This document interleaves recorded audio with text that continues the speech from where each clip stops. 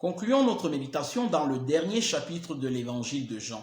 Nous sommes arrivés au verset 20 que nous lisons. Pierre s'étant retourné, vit venir après eux le disciple que Jésus aimait.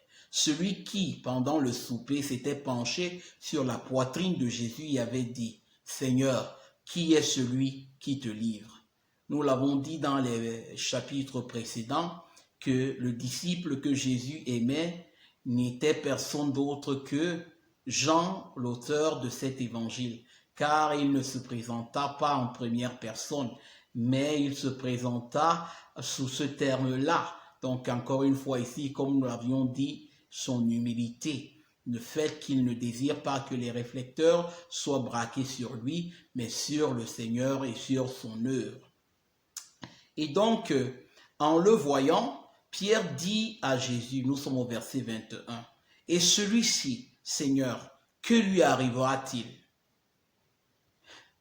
Jésus lui dit, « Si je veux qu'il demeure jusqu'à ce que je vienne, que t'importe, toi, suis-moi. » Donc après que le Seigneur eut annoncé à Pierre de quelle mort il serait mort afin de le glorifier, Pierre s'interroge sur le sort de ce disciple auquel Jésus s'était particulièrement affectionné. Donc il désire savoir quel est le sort que le Seigneur lui a réservé. Mais le Seigneur lui répond d'une manière inattendue en lui disant justement, « Si je veux qu'il demeure jusqu'à ce que je vienne, que t'importe, toi suis-moi. Si je veux qu'il ne meure pas, que t'importe, suis-moi. » Donc, en quelque sorte, ici, le Seigneur est en train de donner une leçon à Pierre afin qu'il puisse être concentré sur sa mission,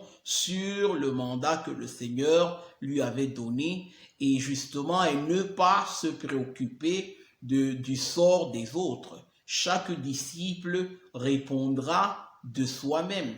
Il répondra de la mission que le Seigneur lui a confiée. Et donc, le disciple doit être complètement orienté dans la mission que le Seigneur lui a confiée. Il doit s'occuper des tâches que le Seigneur lui a confiées, s'assurer d'être fidèle au mandat que le Seigneur lui donne, sans regarder au sort des autres. C'est chacun de nous qui répondra au Seigneur sur ses propres faits, sur comment il a utilisé son temps, sur comment il a utilisé ses ressources pour servir le Seigneur, pour accomplir la tâche que le Seigneur lui a confiée. Donc le Seigneur dit à Pierre de ne pas se préoccuper du sort de l'autre disciple, mais de se contenter de suivre le Seigneur tel que le Seigneur l'appelle.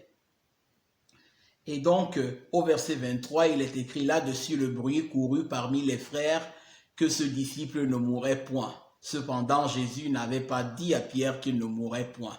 Mais si je veux qu'il demeure jusqu'à ce que je vienne, que t'importe. Donc, étant donné qu'on avait annoncé à Pierre qu'il serait mort, qu'il aurait glorifié le Seigneur dans sa mort, Pierre veut savoir le sort de l'autre disciple. Le Seigneur lui dit, et si je veux qu'il demeure vivant jusqu'à ce que je vienne, que t'importe. Donc, l'objectif de Pierre ne doit pas être de savoir ce qui se passe, ce qui se passerait par rapport aux autres disciples, mais ce que le Seigneur lui a confié comme mission. Donc, au verset 24, il est écrit, c'est ce disciple qui rend témoignage de ces choses et qui les a écrites. Encore là, Jean, justement, révèle donc, dévoile son identité. Donc, il dévoile son identité dans ce verset 24. C'est ce disciple qui rend témoignage de ces choses et qui les a écrites. Et nous savons que son témoignage est vrai.